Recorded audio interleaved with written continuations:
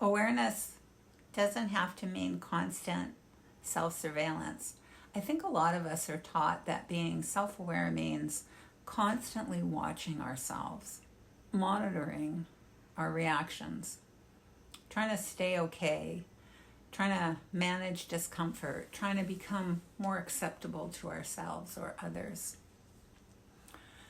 For many people, especially people who've lived through trauma, grief, betrayal, estrangement, difficult family systems, that internal monitoring can really become quite relentless. I've definitely had to include myself in that category at different times in my life.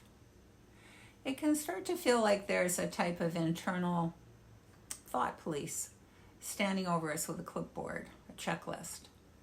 How did I do today? Watching, correcting, evaluating, managing. Should I feel this? Did I say that? Am I too much? Am I okay? Am I doing this right? On and on.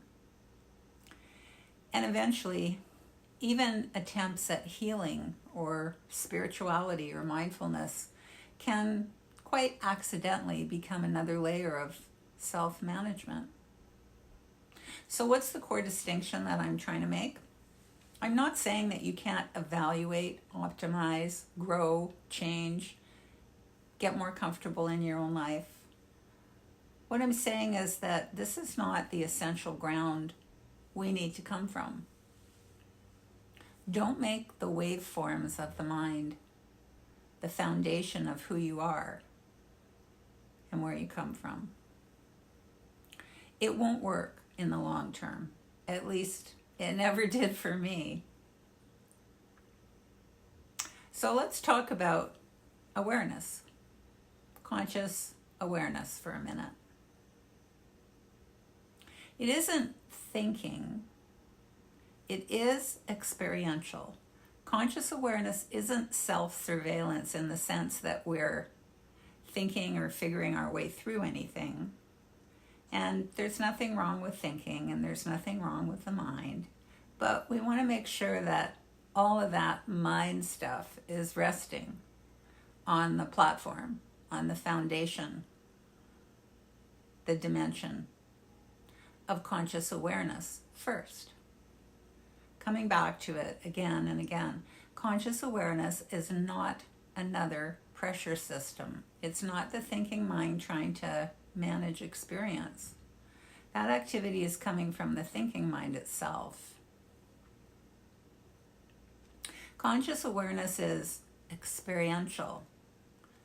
It's a place to stand, a place to be, with the allness of your experience, where the activity of the mind is recognized for what it is and what it isn't. Conscious awareness can hold the totality of your experience without immediately trying to modify it, fix it, suppress it, or reorganize things. It doesn't wallow and it doesn't drown, it doesn't get exhausted. Conscious awareness penetrates all of that without a thought in sight. And it holds it all in experience. And here's the exciting part. When we try to manage life entirely from the thinking mind, eventually we exhaust ourselves. Movement becomes mired in the very mechanism we believed was going to save us. The thing that you've invested in so heavily, your mind, its thoughts. And everybody does this.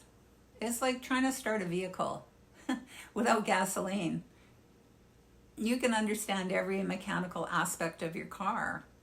You can know where the keys are. You push the ignition, get a little sputter from the last time you accidentally filled the tank.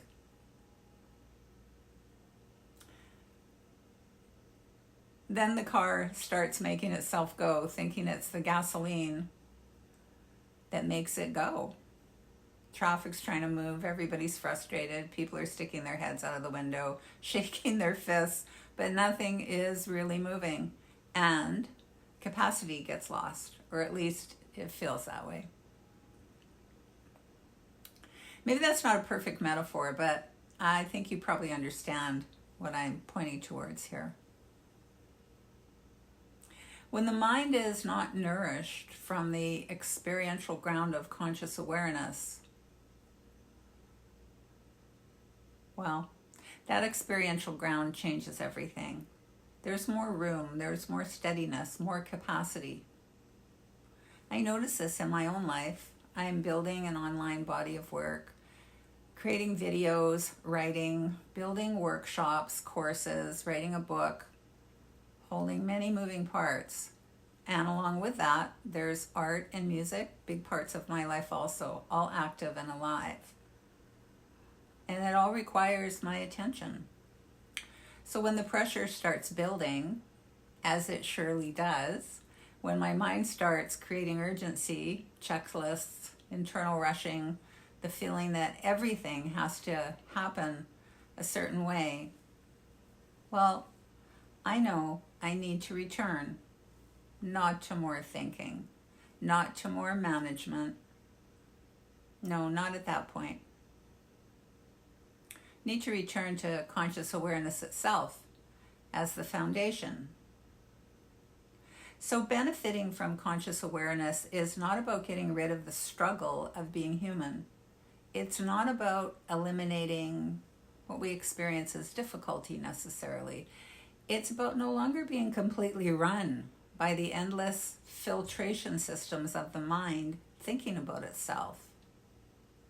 My mind runs much better when I come back to the experiential ground of conscious awareness, the gasoline, if you will, that keeps everything running. Until, of course, it doesn't.